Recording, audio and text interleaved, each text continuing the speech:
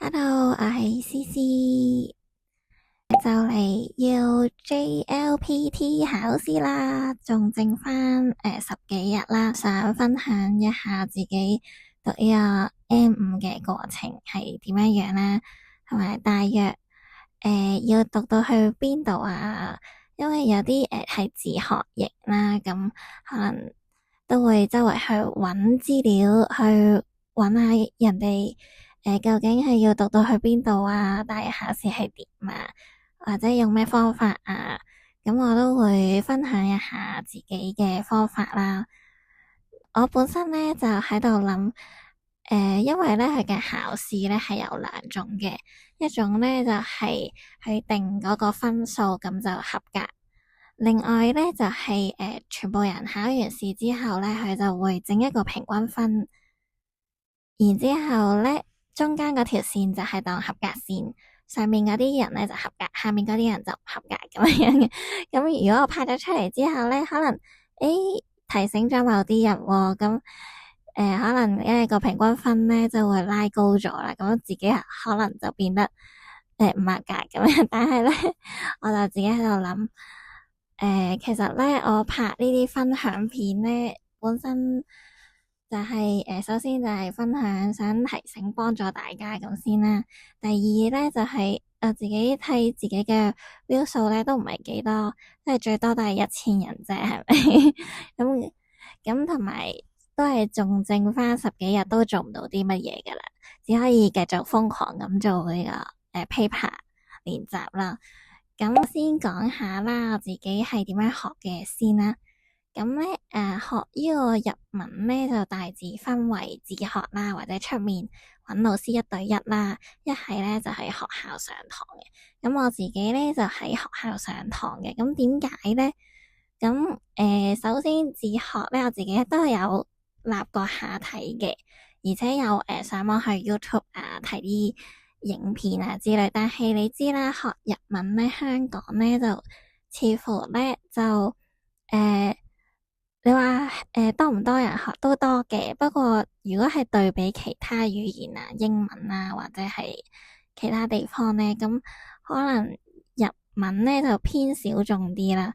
咁而上網嘅 YouTube 頻道嗰啲教學咧，多數咧都係講普通話，或者係台灣嘅老師講佢嗰啲用詞咧台語，咁你就要去轉嗰啲台灣嗰啲用詞，轉完再轉日文去理解，然後就用翻自己嘅粵語去，咁就兜咗一個大圈啦，可能。就未必去理解到，或者係理解錯咗少少，誤會咗咁樣樣啦。但係學係學到嘅，我自己咧就想直接啲啦，都係想一下就明啦，去報咗上堂啦。咁咧，亦都有一對一嘅老師，咁嗰啲可能會平啲啦。但係點解都係揀學校咧？我自己咧就係因為自己都想去日本去留學體驗下呢個嘅生活啦，咁係需要嘅資格咧係要讀滿150個鐘，同埋或者要A5合格考試合格嘅證書先可以去留學嘅。咁如果一對一呢啲私人嗰啲教學咧，就未必可能會整到一張150小時嘅證明俾你啦。咁你就要一定要去考呢個 A5嘅考試，證明自己可以去留學啦。咁你話我咧就啲時間唔係好啱啦。咁但係如果我喺學校上堂又想夠150個鐘啦，咁你就可以喺學校度叫佢可以拎翻嗰個證明，就證明自己學過，咁就可以批俾你啦。佢哋嘅教學方法咧，其實係有啲唔同嘅。咁我嚟先嚟講下啦。我係用啲咩書嘅先啦？咁咧佢都有好多書嘅，咁自學咧都有好多書。我學校咧就係用呢一個嘅大家都好熟悉嘅我們的日本語啊，咁咧就係3本咁多，跟住咁但係啲人就問 A3本唔係頭兩本就得嘅啦咩？就1至25課頭兩本就係呢度背後面呢，就係說明咗呢一個呢，就係話 M5呢，就係頭兩本嘅，後面呢，就係26至到38課呢，就係 N4嘅。大多數人呢都係會讀頭兩本1至25課咁就完嘅啦。咁但係其實考試呢就唔係得1至25課嘅。咁我就話俾大家聽啦，1至25課呢就一定係要讀晒佢噶啦。嘅所有嘅文法啊、詞語啊入面，咁呢一度呢讀晒佢呢份卷就會有80%就係出呢兩本書，咁嗰20%去邊呢？咁你讀晒呢兩本書咧，點都會合格嘅。咁但係如果你想再高分啲啊，或者可以睇得順暢啲啊，咁咧就要讀埋呢本書啦。呢本書咧同頭兩本嘅書我都有睇過，呢本書咧嘅詞語係好多過呢兩本書夾埋都好多。你話我讀唔切喎，我淨係讀咗頭1至25課，咁點呢？咁你可以買埋呢個，淨係睇下啲詞語啦，係啦，都有啲幫助嘅。但係咧，佢嘅文法咧就每一課可能得兩條文法咁樣樣嘅啫。但係咧頭呢兩本書咧嘅文法咧，可能一課咧都有4個文法啊。呢本嘅書啦，即係學校學完啦，覺得個重點就係我自己認為啦，就係要識點樣轉拉衣型啦、詞書型、他型、他型同普通型，仲要識下啲詞語，咁就應該都 OK 嘅啦。我咧自己係點樣去練習嘅咧？我就會去買呢啲咁嘅考試測驗嘅課，買咗2本嘅，就話俾大家聽，唔係 sell 書嘅，我哋自己真係自己買嘅，淨係買咗呢2本對比一下啦，幫大家。咁仲有其他嘅書嘅都可以大家試下啦。開頭咧就係買咗呢本先咁佢就寫住 M5呢一個嘅測驗啦，係點嘅咧？入面咧就係頭個版咧就係全部都係啲詞語量詞，全部已經俾晒你噶。之後咧就係會講解一下啲語言文化，但係咧睇唔明嘅，係啦，所以自學咧就係有呢種困難，即係佢嘅方式唔係個個都睇明。如果睇得明咧都 OK 嘅。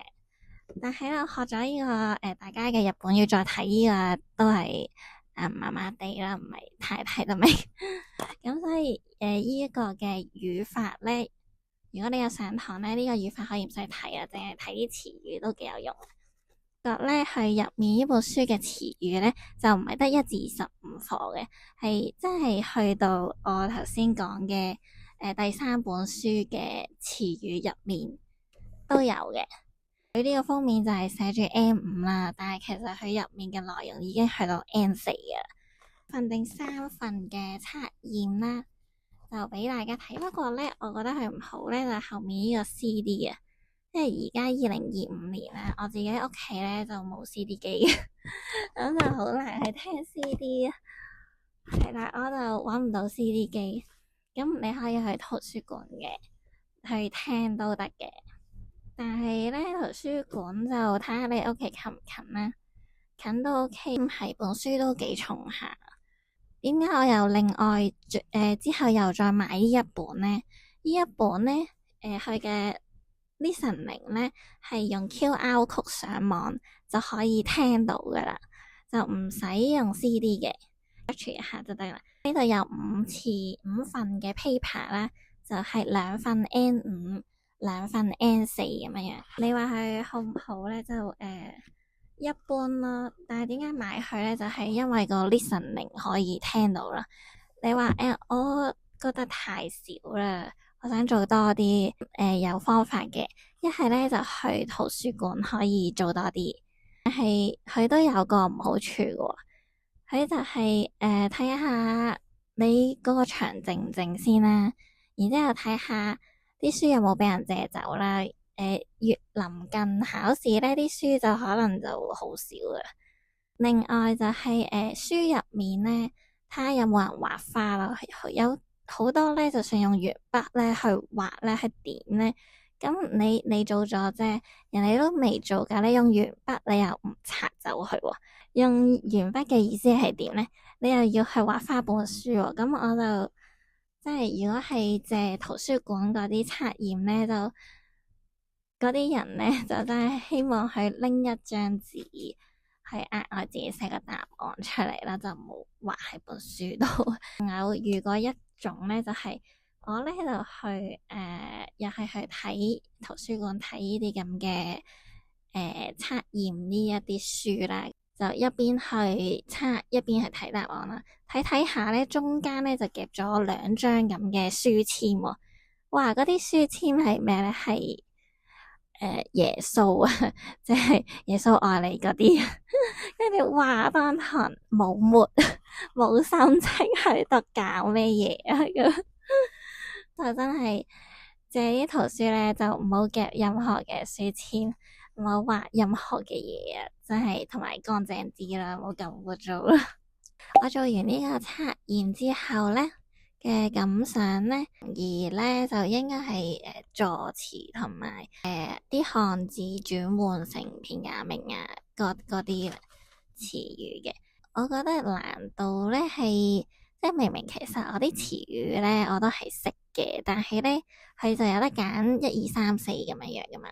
咁佢又好衰喎，佢揀嗰啲片假名咧又會多一點圓圈，又話或者會啲詞語咧有啲好似我明明都識噶，但係就係因為係咁樣樣咧，搞到我又撈亂啦，所以我就唔係好中意，好似係誤導人嗰種感覺咧，嗰個就會令到自己更加混亂啦。而我覺得最難咧就係好似聽解嗰啲計數啦，我唔知大家計數叻唔叻啦。咁佢就會話兩個大人一個細路入場，然後要你自己計數係幾多錢，或者係我買咗幾多個蘋果，然後再加多一個橙之類，咁我總共係買咗幾多錢咁樣，就數學題嚟嘅啫。但係咧係日文咁問你咯。就要小心啦，同埋最難有一個係重組句子嗰個句子理解啦。